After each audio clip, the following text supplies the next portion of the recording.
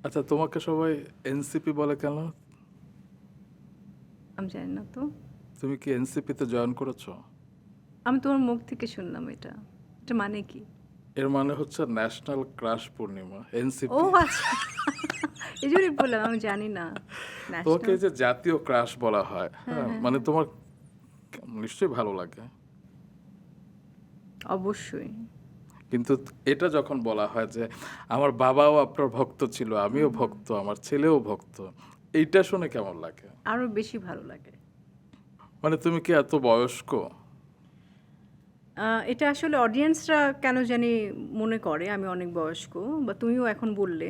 মানে আমি তো মনে তোমার করি কাছে না। কি মনে হয় আমি কি বয়স্ক কিনা? শোনো, বয়সটা হচ্ছে একটা নাম্বার। হ্যাঁ, তোমাকে আমি যখন শুরু থেকে দেখেছি এবং এখন, এবং আমি নিশ্চিত ভবিষ্যতে তুমি একই রকম ভাবে থাকবে, কারণ তোমার মনের বয়সটা সুইট 16, সেটা থাকবে সবসময়। আমি জানি না। যারাই বলছে ওই যে বাবার ক্রাশ, দাদার ক্রাশ, বাবার ক্রাশ, এখন আমার ও ছেলের ক্রাশ গড! এরকম। মানে এরকম অনেক কমন কিছু কমেন্টস শুনি, দেখি। ভালো লাগে, এনজয় করি আমি। বাহ!